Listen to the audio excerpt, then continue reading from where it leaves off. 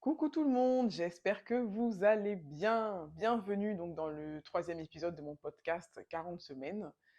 Donc je me présente pour ceux qui ne me connaissent pas. Donc je m'appelle Déborah, je suis un ministère chrétien en formation. Au niveau de mon podcast, ça fait déjà plus d'un mois que je n'ai pas publié. Donc voilà, le troisième épisode est là par la grâce de Dieu. Donc, on m'a fait des retours, beaucoup de retours positifs, et je remercie tous ceux qui ont pris la peine de commenter, de liker, de partager. Pareil au niveau d'Apple Podcast et de Spotify. Donc, je vous remercie. Et n'hésitez pas donc à continuer à commenter. Donc, on m'a demandé aussi de faire des épisodes un peu plus courts pour éviter d'avoir à écouter en plusieurs fois, en plusieurs parties.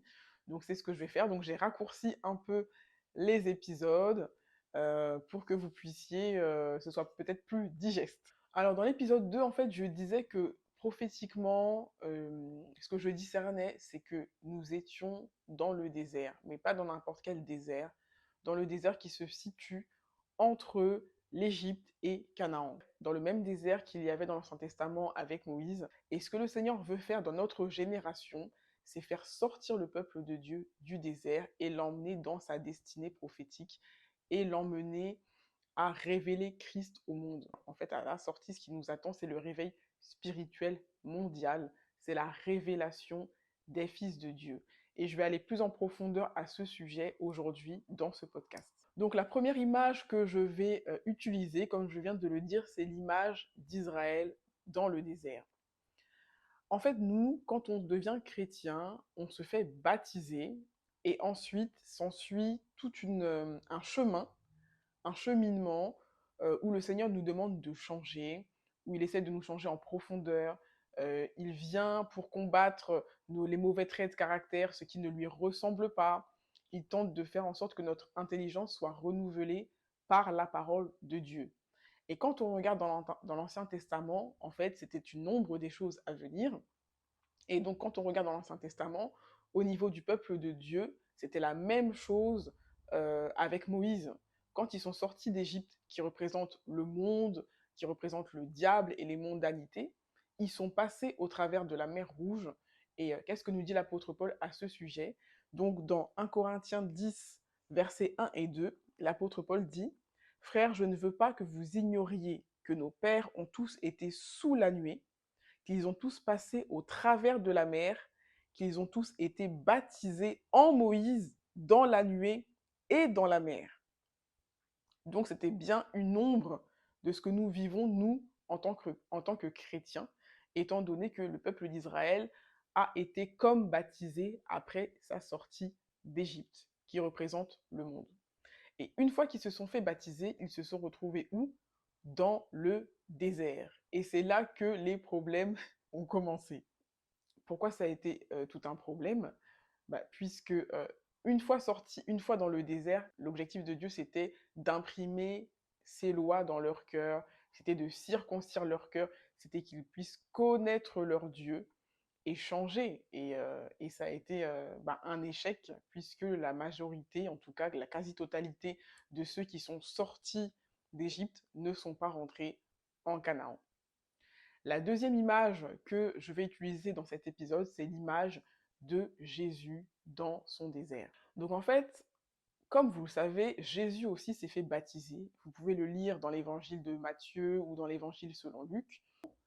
Et quand il s'est fait baptiser, lui aussi s'est fait baptiser, comme un peu le peuple de Dieu dans l'Ancien Testament et comme nous les chrétiens. Et quand il s'est fait baptiser, la Bible dit que l'Esprit de Dieu est descendu sur lui sous la forme d'une colombe. Et ensuite, quand l'Esprit de Dieu est descendu sur lui, que s'est-il passé? Lui aussi a été poussé dans le désert.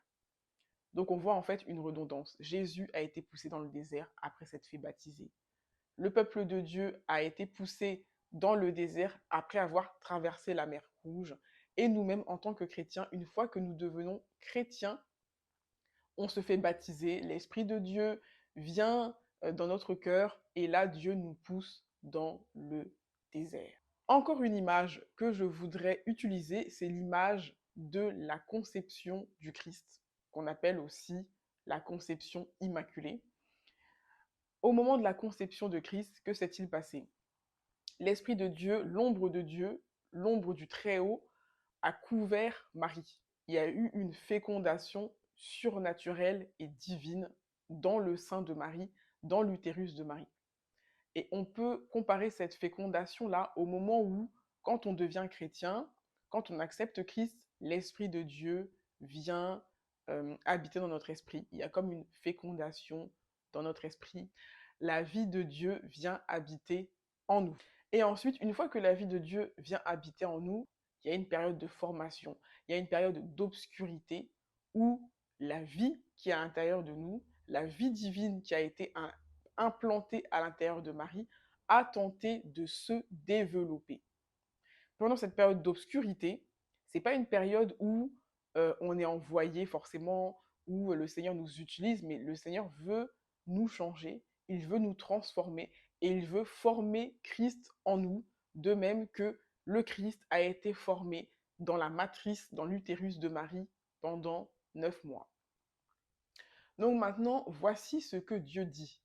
Dieu dit que son peuple a assez tourné en rond dans le désert. Dieu dit que la vie de Dieu qu'il a implantée en toi est suffisamment restée en gestation, que ça fait trop longtemps que la vie de Dieu en toi n'est pas arrivée à maturité, n'est pas arrivée à la fin du cycle de 40. On parle de cycle de 40 puisque le peuple de Dieu a fait 40 ans dans le désert, Jésus a fait 40 jours dans son désert, et pour qu'un enfant arrive à terme, il faut 40 semaines. Donc Dieu dit que ça fait trop longtemps que la vie de Dieu qui est en toi est restée en gestation et que maintenant, il faut que le Fils de Dieu soit révélé. Il faut que la vie qui est en toi sorte de toi. Il faut que tu arrives à maturité afin que le monde qui souffre, afin que le monde qui se perd, voit la révélation des fils de Dieu. La Bible dit que la création tout entière soupire après la révélation des fils de Dieu. C'est-à-dire que la création soupire après ceux qui feront les mêmes œuvres que Jésus et qui en feront même de plus grandes. Donc l'objectif de Dieu maintenant, ce n'est pas que nous mourions dans le désert, ce n'est pas que nous tournions pendant 40 ans dans le désert, ce n'est pas que notre existence se termine dans le désert. L'objectif de Dieu pour notre génération, pour la génération présente, c'est que nous sortions du désert et que nous puissions manifester Christ aux yeux de l'humanité. Alors, un jour que j'étais chez moi, il y a quelques mois, peut-être vers la rentrée ou l'été, je ne sais plus, donc le Seigneur s'est adressé à moi et il m'a posé une question et il m'a dit, Déborah, est-ce que tu as remarqué que les paroles que j'ai dites, que j'ai rétorquées à Satan pendant que j'étais dans mon désert de 40 jours, dans mon jeûne de 40 jours, est-ce que tu t'es rendu compte que ces paroles-là, elles se réfèrent aux leçons que Moïse a tirées du désert dans l'Ancien Testament? Est-ce que tu t'es rendu compte qu'elles correspondent au bilan que Moïse a dressé à la fin du désert de 40 ans dans l'Ancien Testament? Donc, quand il m'a dit ça, je me suis dit, ah bon, je n'avais pas remarqué. Et donc, je suis partie voir dans ma Bible. Et en regardant les références, à quoi se référaient les paroles de Jésus, les paroles que Jésus a rétorquées à Satan pendant son désert, je me suis rendu compte qu'en fait, elles correspondaient toutes, sans exception, au Deutéronome chapitre 6 et chapitre 8. Et en effet, en fait, si vous vous intéressez au Deutéronome, vous allez voir que ça correspond au bilan, ça correspond à la conclusion tirée par Moïse à la fin de son ministère, à la fin de leur voyage de 40 ans dans le désert. Ça correspond au testament de Moïse, ça correspond à ce que Moïse a voulu laisser, à ses recommandations, à ce qu'il a voulu laisser comme héritage au peuple d'Israël. Il essaie de leur laisser quelque chose de palpable pour que Israël n'oublie pas en fait ce qui s'est passé pendant 40 ans et les leçons que Dieu a voulu qu'ils apprennent. Donc Jésus en fait ne s'est pas servi d'un autre passage dans la Bible. Il aurait très bien pu se servir d'autres passages puisque le diable, il est venu avec un psaume. Il est venu avec le psaume 91 quand il lui a dit, il est écrit, jette-toi en bas, parce qu'il est écrit que les anges viendront te porter, etc. il a cité un psaume, mais Jésus n'a pas cité autre chose dans l'Ancien Testament que le Deutéronome. Et en fait, pourquoi est-ce qu'il a fait ça? C'est parce que le Deutéronome correspond au passage de flambeau de Moïse à Josué. Après le Deutéronome, c'est Josué qui a pris le flambeau et qui a fait entrer le peuple d'Israël dans Canaan, c'est-à-dire dans sa destinée. Et quand vous regardez bien, Josué et Jésus portent le même prénom, puisque en hébreu, en fait, c'est Yeshua. Donc Josué est une ombre de Jésus, c'était une ombre des choses à venir. Donc c'est pour ça que le Seigneur me disait, je ne pouvais pas utiliser d'autres paroles que les paroles du Deutéronome, puisque cela montre bien que j'ai repris le flambeau à Moïse à ce moment-là, et j'ai réussi ce qu'ils n'ont pas pu faire à l'époque en fait. Donc Moïse a en réalité passé le flambeau à Jésus, et on le remarque bien par les passages utilisés par Jésus dans le désert. Il n'utilise rien d'autre que le Deutéronome. Et quand on regarde ensuite dans Luc, dans les chapitres suivants de Luc, je crois dans le chapitre 4 ou 5, Jésus, quand il est dans la synagogue et qu'il est déjà envoyé en mission, hein, après le désert, Jésus va parler de lui-même en utilisant par exemple Ésaïe 61, quand il dit «L'Esprit du Seigneur est sur moi, parce qu'il m'a oint pour annoncer une bonne nouvelle aux pauvres». Mais là, il est déjà envoyé dans le champ de mission. Mais en fait, avant d'être envoyé dans le champ de mission, Jésus devait passer le cap du désert. Donc, quel message le Seigneur Jésus essaye-t-il de nous faire passer à nous, à notre génération, mais aussi à Satan quand il est dans le désert, quand il utilise les paroles du Deutéronome pour combattre Satan? Alors, ce que le Seigneur essaye de dire, c'est qu'il a récupéré le flambeau des mains de Moïse. Et que là où l'homme ancien, là où l'homme qui était sous la loi, là où l'homme qui était livré à lui-même, qui était sous la loi du péché et de la mort, a échoué, moi, Christ, moi, j'ai vaincu. Moi, j'ai pu appliquer les leçons du désert et j'ai vaincu le diable. Moi, l'homme nouveau, moi, le nouvel Adam, qui suis sous la loi de l'esprit et non pas sous la loi du péché et de la mort, j'ai vaincu et j'ai réussi à sortir du désert en 40 jours. Et moi, Christ, j'ai réussi à assimiler ce que les Israélites n'ont pas pu assimiler. J'ai réussi à triompher là où Israël, où l'homme ancien a échoué. Et qu'est-ce que le Seigneur veut te dire aujourd'hui? C'est que tu peux vaincre, tu peux sortir du désert grâce à Christ, même s'il te faudra de la patience et de la persévérance. Alors, suite à l'épisode 2, il y a une auditrice qui m'a demandé de quel désert je parlais dans l'épisode 2. Parce que souvent, quand on a des situations personnelles, on se dit, on a ce langage-là en fait. On dit, oh là là, je suis vraiment dans le désert par rapport à ma situation professionnelle, je vis un désert au niveau de mon couple. En ce moment, tu comprends, je suis dans le désert parce que j'essaie d'avoir des enfants et à ce niveau-là, j'y arrive pas. En fait, je parle d'un désert qui est beaucoup plus large que ça.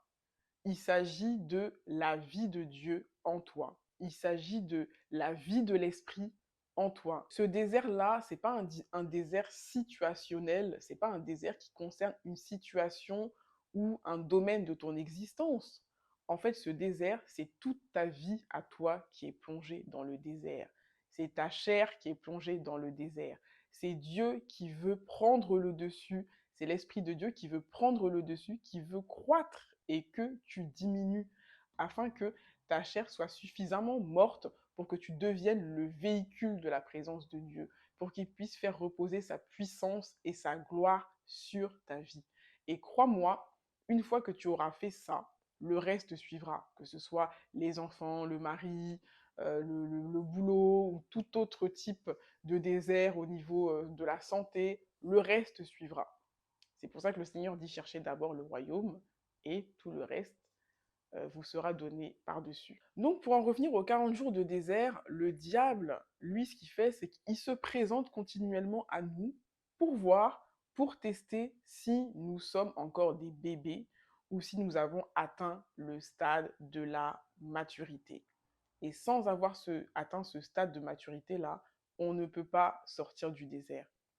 C'est un peu comme des épreuves qui sanctionnent la fin d'un cursus scolaire.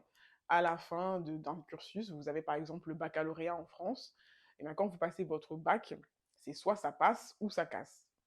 Soit vous êtes admis, ou soit vous êtes ajourné, vous êtes recalé. Et c'est un peu comme ça au niveau du désert. Si on ne réussit pas les épreuves, c'est-à-dire tout ce que Satan est venu dire à Jésus pour le tenter, eh bien, on reste dans le désert et on n'en sort pas. Mais l'objectif de Dieu aujourd'hui, c'est de te faire sortir du désert. Et si tu veux sortir du désert, écris-moi dans les commentaires, je veux sortir du désert. Concernant les aspects sur lesquels le diable a tenté Jésus, je vais développer ça dans les prochains épisodes. Donc pour revenir sur mes propos, sur ce que j'ai dit dans le deuxième épisode, donc je disais qu'il n'y aurait pas de réveil mondial à moins que nous soyons devenus conformes au modèle du ciel qui est Christ. Et dans ce troisième épisode, je précise que en fait, cela correspond à notre sortie du désert. Donc qu'est-ce qui me fait dire cela? Il y a deux passages bibliques qui me font dire cela. Donc c'est Luc chapitre 4 verset 1. Jésus, rempli du Saint-Esprit, revint du Jourdain, et il fut conduit par l'Esprit dans le désert, où il fut tenté par le diable pendant 40 jours. On voit que Jésus est rempli du Saint-Esprit, chapitre 4, verset 1. Luc, chapitre 4, verset 14. Jésus, revêtu de la puissance de l'Esprit, retourna en Galilée, et sa renommée se répandit dans tout le pays d'alentour. Donc là, sur ce passage, j'ai plusieurs remarques. Donc là, on voit que Jésus a commencé à produire le réveil spirituel après qu'il soit sorti du désert et non pas pendant ni avant. Donc on voit bien que le réveil spirituel, prophétiquement, correspond à la sortie du désert. Donc la deuxième remarque, c'est que on voit qu'il y a une évolution entre avant le désert et après le désert. Jésus passe de rempli du Saint-Esprit à revêtu de la puissance de l'Esprit.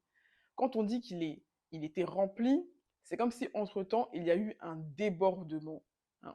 Comme on peut le comparer à un vase qui a été rempli et qui s'est mis à déborder. Et c'est comme si l'huile qui était à l'intérieur de lui a débordé et a commencé à le revêtir à l'extérieur. Et donc on dit il a été revêtu de la puissance de l'Esprit, qu'il est retourné en Galilée et que sa renommée s'est répandue dans tout le pays. Donc là, il a commencé à produire le réveil spirituel. Parce qu'il y a une onction, un type d'onction qu'on appelle l'onction royale, qu'on appelle le revêtement du Saint-Esprit. Et quand on est revêtu du Saint-Esprit, même, c'est-à-dire que quand tu es dans une pièce, quand tu es à un endroit, les démons commencent à se manifester même sans que tu ne dises rien. Ou alors, quand on te touche ou quand il y a des objets qui t'ont touché, des vêtements que tu as portés, ou même des linges, ça peut guérir des gens. Et c'est ce qui se passait avec Jésus, puisque la femme qui a eu une perte de sang pendant 12 ans, elle l'a touché, et en touchant ses vêtements, les vêtements de Jésus, elle a été guérie.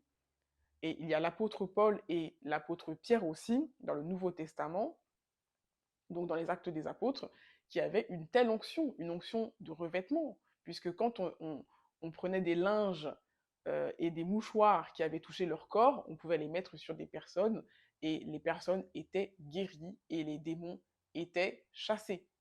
Donc là, à la sortie du désert, qu'est-ce qu'il y a? Il y a la gloire de Dieu. À la sortie du désert, il y a le réveil spirituel. Il y a l'onction royale. Et Dieu veut déverser ce type d'onction à la fin des temps. Donc ce que Dieu veut pour toi aujourd'hui, ce n'est pas que tu passes tout ton temps, toute ta vie à prier pour une situation personnelle, même si c'est bien de le faire, à prier pour X, Y et Z situation personnelle, puisque de toute façon, quand une situation se règle, il y aura toujours autre chose qui n'ira pas. Ce que Dieu veut aujourd'hui, ce n'est pas une impactation ou prier pour euh, je ne sais quoi. Ce que Dieu veut aujourd'hui, c'est une personne. C'est que la vie de Dieu en toi se développe. Ce que Dieu veut, c'est que tu sortes du désert, que tu arrêtes de tourner en rond, que tu regardes et que tu tournes ta face, que tu tournes tes yeux vers Canaan, vers ce à quoi il t'appelle, parce que tu es appelé à son royaume et à sa gloire.